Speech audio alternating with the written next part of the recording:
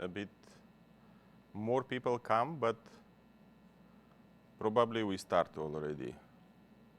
I don't want to make you waiting, keep you waiting. So, good morning, welcome to this nice theater here. Welcome to ADB for this nice event.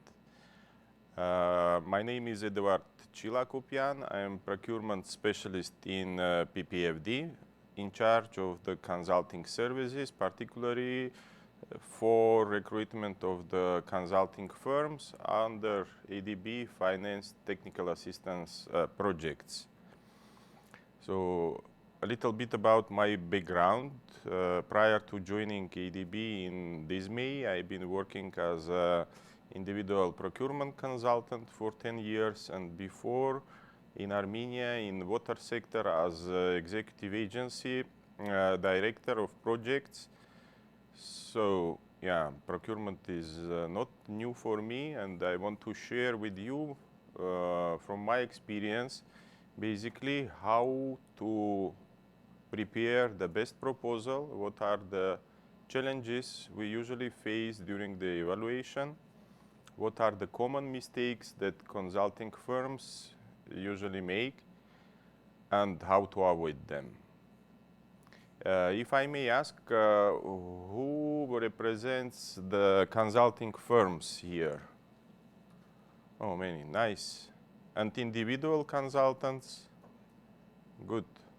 So basically my presentation is for consulting firms, but I will cover the individual consultancy a bit also as well, based on my own experience, probably at the end of the presentation today, or in the middle, to brief you also what kind of issues we face for individual consultants. Okay, so here is a kind of funny picture about how the firms usually running to be in time for the submission deadline and to deliver a good proposal. It's always late, and it's human, we understand. Sometimes firms behave like students in the university and prepare for exam late, the same like me with my presentation today. Despite I know the topic, but it's you always, how to say, late and trying to do your efforts to deliver in time. Sometimes you manage, sometimes you not. And we have for this established procurement rules for the late submission, of course, but there are some cases when we can be flexible, and I will share with you also those cases. Basically, today's presentation is devoted, as I said, to the issue how to prepare a good proposal. We cover introduction, selection methods, EY preparation, EY evaluation. Then I am happy to listen any questions and to provide the answers when I know. Then we cover RFP presentation, RFP evaluation, and also debriefing. So basically, we will touch main issues, how ADB evaluates the proposals on different stages, and how to manage and to present the best proposal on each stage. A little bit information about overall situation and distribution of the loans and technical assistance grants in different fields, like for works, consulting services, goods, and other related services. For 2025, as of now, the portfolio for civil works is 3.2 billion. For consulting services, only $500 million, and for goods, even less. And when we look to the picture regarding the sectors, so the most loan and grants are allocated for transport, sector, then agriculture, water, education, and town. And for the TAs, public sector management, agriculture, finance, energy, water, so those the figures as of today. Probably your firms during the participation already faced two different approaches. The rules are almost similar, but they have several differences regarding ADB administered TAs and staff consultancy selections and EA administered. Regarding ADB administered, basically those services are hired by non-operational departments, and ADB is responsible for the procurement process. ADB negotiates with consultants the contracts and ensure the contract signing. Responsibility is on ADB in this case, and it's RFP template of ADB. All procurement done via CMS basically, except some small amount services and some unique cases. Normally, all assignments are tax exempt and has privileges and immunities. Regarding EA administered loan and grant consultancy services, EA generally responsible for the procurement.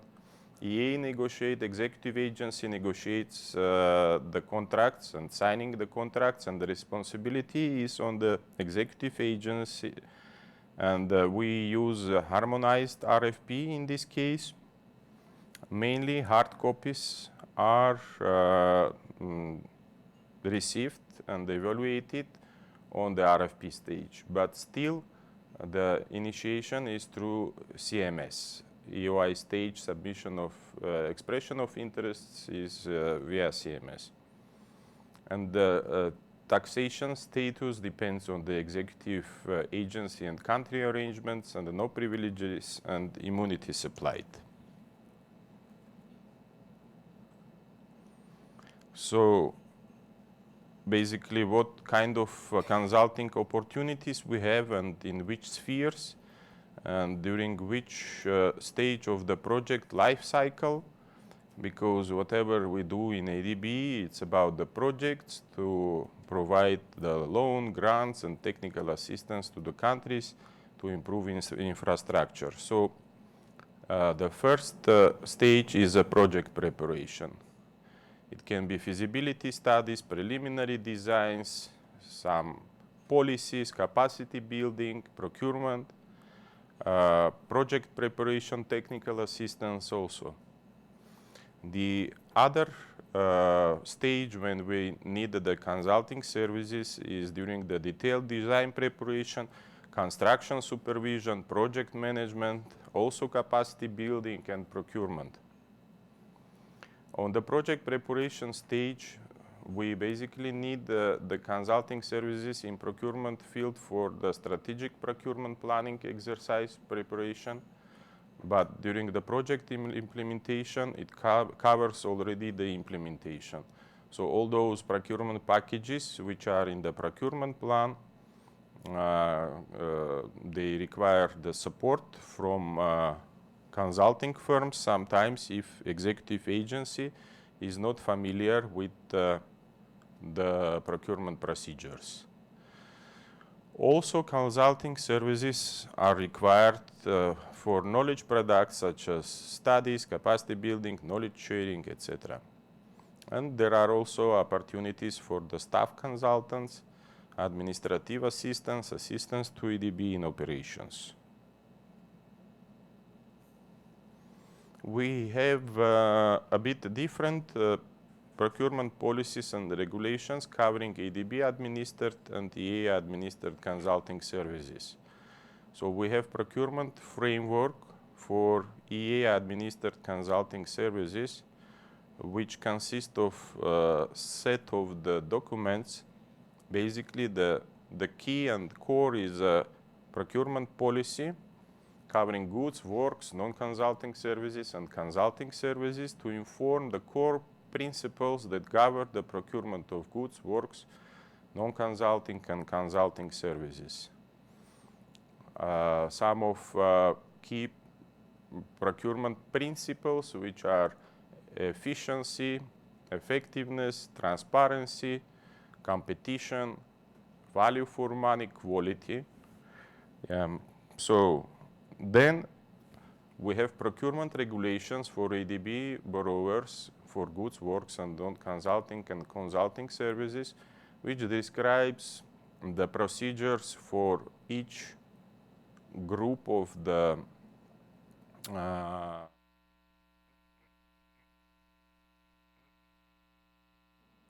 and then separately we have set of documents for firm individual consultancies by executive agencies.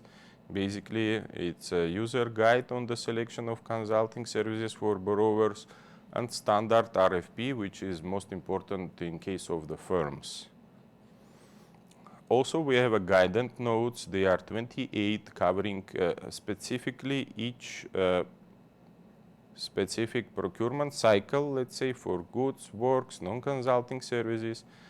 And they are grouped based on themes, including consulting services administered by ADB borrowers.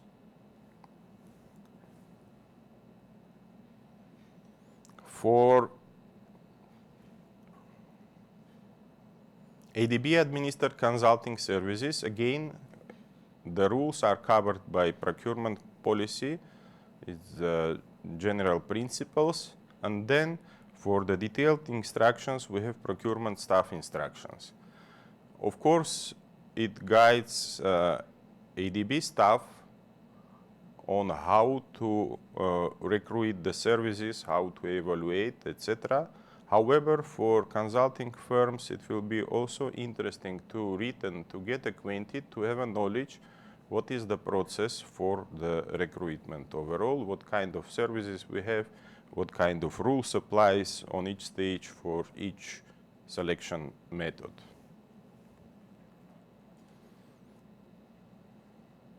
Regarding the selection methods, probably you know already the most popular and wide used default procurement method in ADB and for as well as for other IFIs. It's quality cost-based selection, and it applied when the TOR is clear and inputs can be easily estimated, and when the amount is quite substantial. So it has two stages, UI and RFP stage, and proposal types are typically full technical proposal or simplified technical proposal. There is another one which is biodata technical proposal, but it's used rarely. And this selection method basically is based on the technical proposal and financial proposal with weighted scoring like 80-20, 70-30, 90-10, depending on the executive agency and ADB assigned during the project preparation stage, basically. Quality-based selection, we have also two-stage and proposal type FTP, STP. It has qualitative rating only for top firms. Financial proposal is opened, in this case. It is used for complex, specialized assignments with high impact. There is no budget cap. And then we have fixed budget selection, single stage, technical scoring proposals exceeding budget rejected, and it's used when the budget is fixed and TOR is clear also. Least cost selection, consultant qualification selection, and some pilot selection method which called simplified consultant qualification selection, which is applied at the moment only for ADB administered technical assistance projects. It actually shows a good result and shows efficiency in time, which required twice less time to onboard the consultant. So probably later on it will be considered to be regularized for EA administered procurement as well. So here are details about the SCQS. It aims to reduce requirement time by half, as I said. Single stage evaluation is based on the highest technical score within the maximum budget. Financial evaluation follows cost competitive principles and documents necessary for negotiations and changes, etc. And the opportunities are advertised again via CMS.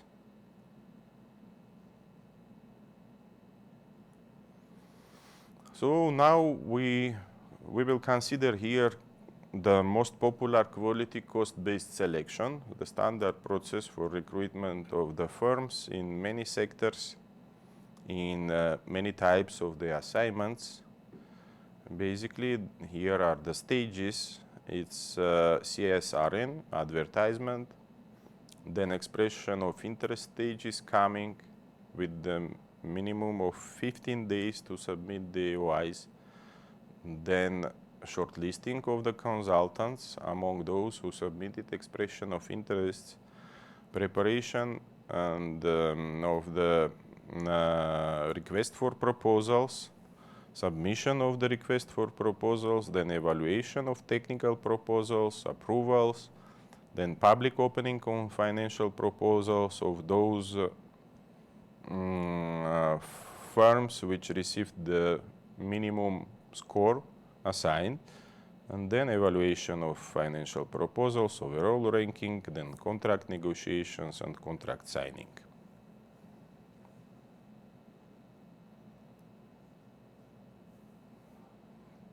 So the main principles we have to submit the best proposal is to collect relevant business intelligence, so networking, basically what for we organize this business opportunities fair also. So it has, I guess, two main purposes. One is to facilitate the networking among the consultants, to meet the staff, to meet the other consulting firms, to discuss opportunities, to create joint venture probably, and to present the challenges you have during your submission. And this session is exactly about this. So I will be more than happy to listen what kind of issues you have, what is interesting for you. At some point, let me reach the EOI evaluation stage, explain what kind of issues we faced. Sometimes we are very surprised with proposals of the firms, despite they are the top, let's say, 10 firms in the world, but still the special attention is required during the proposal preparation. Independently, if the firm is a big or firm is a small, with JV or without, etc. Then to focus on performance and reputation for successful work.